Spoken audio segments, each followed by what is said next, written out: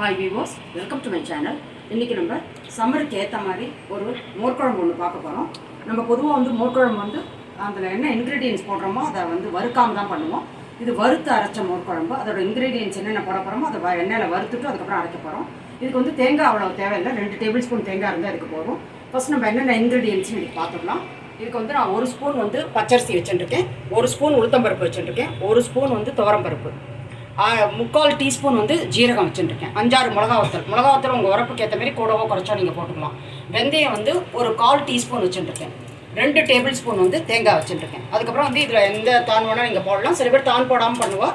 நீங்கள் சுண்டக்காய் மணத்தக்காளி வத்தல் போட்டும் பண்ணலாம். நான் இன்றைக்கி வெண்டைக்காய் போட்டு பண்ண போகிறேன்.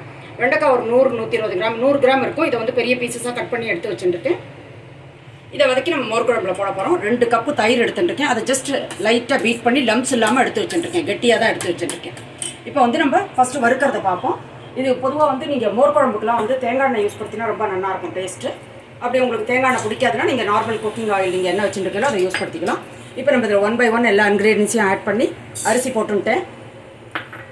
சில பேர் வந்து உளுத்தம்பருப்பு வந்து வேண்டாம் அப்படின்னு நினைக்கிறவங்க வந்து கடலைப்பருப்பு போட்டுக்கலாம். இதே இடத்துல அதே குவான்டிட்டி கடலைப்பருப்பை போட்டுக்கலாம். துவரம்பருப்பை போட்டுன்ட்டு வெந்தயம், மிளகா வத்தல், ஜீரகத்தை மட்டும் பச்சையாக ஆட் பண்ண போகிறேன். ஒரு 4-5 மிளகா வத்தல் போட்டுருக்கேன். உங்கள் உரப்புக்கு ஏற்ற மாதிரி உங்களுக்கு எவ்வளோ தேவையோ அதை நீங்கள் போட்டுக்கலாம்.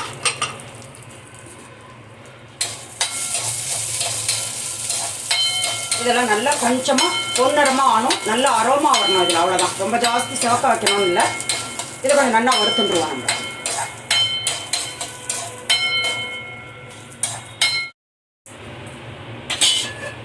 இப்போ நல்லா வறுபட்டுருத்து, நல்லா அரோமா வந்துடுத்து, லைட்டாக கலர் மாறி இருக்குது. இப்போ வந்து ஜீரகத்தை நான் வந்து ஸ்டவ் அணைச்சிட்டேன். ஜீரகத்தை ஆட் பண்ணிட்டுருக்கேன். அதுக்கப்புறம் வந்து ஜீரகத்தை வறுக்க வேண்டாம், அப்படியே வெறும் ஆட் பண்ணி மிக்ஸ் பண்ணி அரைச்சா போதும். தேங்காயை போட்டுருக்கேன். தேங்காயை ஜஸ்ட் ஒரு கரெக்ட் தான் போதும். டேரெக்டாகவும் வச்சுக்கலாம். நீங்கள் ரொம்ப நேரம் மோர்க்குழம்பு வச்சுக்க போகிறதுன்னா பச்சையாக தேங்காய் அரைக்கலாம். கொஞ்சம் நேரம் கூட இருக்கணும்னு நீங்கள் ஊற்றக்கூடாது அப்படின்னு ஆசைப்பட்டதுன்னா அப்போ வந்து கொஞ்சம் தேங்காயை வந்து இந்த மாதிரி வதக்கிட்டு போடுறது நல்லது. இப்போ இதெல்லாம் நம்ம வறுத்துண்டாச்சு. இதை வந்து எடுத்து வச்சுருவோம். இது ஆறினோன்னா நம்ம மிக்சியில் நைஸ் பேஸ்ட்டாக அரைச்சி வர போகிறோம். அதே கடாயில் 1 ஸ்பூன் எண்ணெய் விட்டுட்டு நான் எல்லாமே கோகனட் ஆயில் தான் ஃபுல்லாக யூஸ் பண்ணுறேன். இப்போ வந்து இதில் கடுகு ஒரு 1/2 டீஸ்பூன்,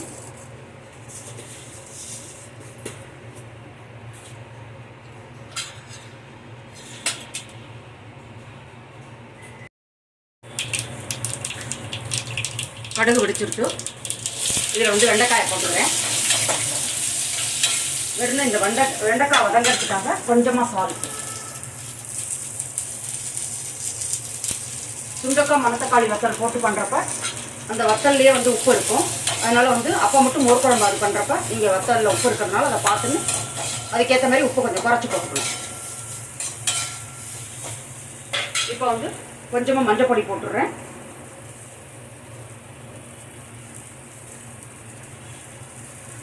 இது நல்லா வதங்கட்டும்.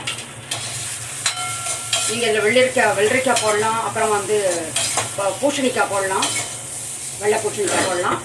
அதுக்கப்புறம் வந்து இது சுண்டக்காய் மணத்தக்காளி வத்தல் போடலாம். எது வேணால் போட்டு பண்ணலாம். இது இப்போ நல்லா வதங்கட்டும்.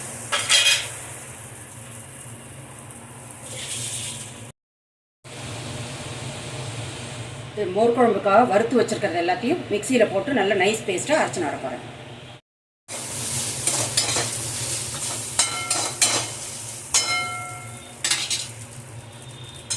இப்போ வந்து நமக்கு வெண்டைக்காய் வந்து நல்லா வதங்கிடுத்து.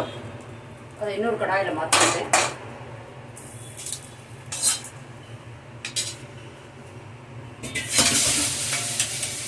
இப்போ வந்து நம்ம அரைச்சின்னு வந்ததை வந்து இதில் வந்து தயிரில் கலந்துக்கிறோம்.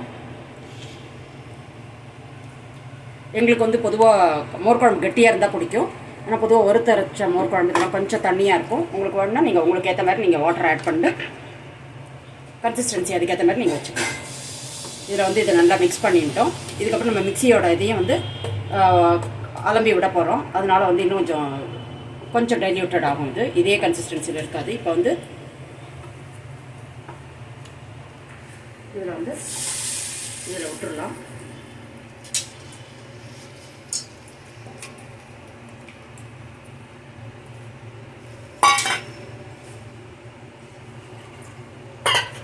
இப்போ வந்து ஒரு 1/2 கப்பு போல் தண்ணி வந்து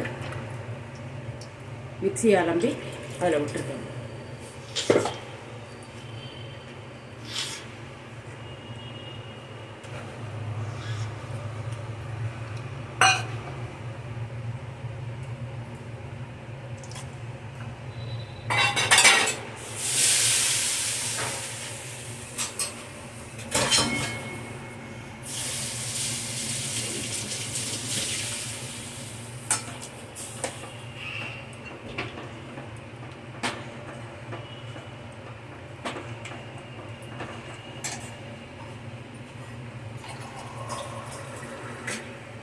இன்னும் கொஞ்சம் தண்ணி ஆட் பண்ணிட்டுருக்கேன்.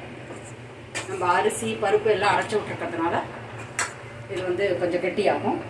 இந்த கன்சிஸ்டன்சி தான் நான் வச்சுக்க போகிறேன். இந்த உளுத்தம்பருப்போட வாசனை வந்து இது ரொம்ப நல்லா இருக்கும் இந்த மோர் குழம்புல. அப்புறம் இதுக்கு கொஞ்சமாக வந்து சால்ட் போட போகிறேன். ஆல்ரெடி நம்ம வெண்டைக்காய் வதங்கினப்பா கொஞ்சம் சால்ட் போட்டிருக்கோம். அதனால் அதை மைண்டில் வச்சுட்டு ஒரு 1/2 ஸ்பூன் போடுறேன். அப்புறம் நீங்கள் சர்வ் பண்ணுறதுக்கு முன்னாடி இல்லை மோர் குழம்பு ஆனோம்னா டேஸ்ட் பண்ணால் உங்களுக்கு தெரியும். அப்போ நீங்கள் ஆட் பண்ணிக்கலாம். மோர் குழம்பு எப்பயுமே வந்து கொதிக்கக்கூடாது. இப்போ வந்து இதை வந்து சிம்மில் வச்சுக்கணும். ஏன்னா உள்ளூர் அதை வந்து நல்லா வெந்துடும் எல்லாம். அதுக்கப்புறம் வந்து அது 4 பக்கமும் பொங்கினாப்பில் வரும். அந்த சமயத்தில் நிறுத்திடணும். அதை வந்து கொதிக்க விட்டுறக்கூடாது. இதில் வந்து நான் அரைக்கும் போதே கொஞ்சம் கருவேப்பிலை வச்சுருக்கேன். அப்புறம் இப்போ கொஞ்சம் கருவேப்பிலை போட்டுக்கலாம். கொஞ்ச நேரம் இது நல்லா கொதிக்கட்டும். ஒரு 4-5 மினிட்ஸ் ஆகும். சிம்மில் வச்சு பண்ணணும். இதை ஒன்று வந்து உடனே பொங்காமலும் இருக்கும். அண்ட் வந்து உள்ளூர் நல்லா வெந்த உடனே அதுக்கப்புறம் அது பொங்கிட்டுனா வந்து டேஸ்ட் நமக்கு சரியாக இருக்கும். இதில் வந்து சில பேர் பெருங்காயம் போடுவா, சில பேர் போட மாட்டா. நான் வந்து இன்றைக்கி போடல. நான் பொதுவாக பெருங்காயம் போடுவேன். இன்றைக்கி வந்து பெருங்காயம் போடாமல் பண்ணியிருக்கேன்.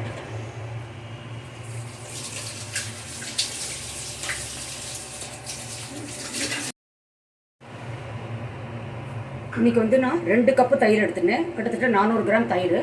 இது வந்து 4 பேர் சாப்பிட்றதுக்கு சரியாக இருக்கும். இந்த மெஷர்மெண்ட் எல்லாம் நீங்கள் போட்டால் 4 பேர் சாப்பிட்றதுக்கு ஒரு வேளைக்கு சரியாக இருக்கும். இப்போ வந்து இப்போ 4 பக்கமும் லைட்டாக இப்போ தான் ஆரம்பிக்கிறது. இதுவும் 1 or 2 மினிட்ஸில் வந்து இது பொங்க ஆரம்பிச்சிடும்.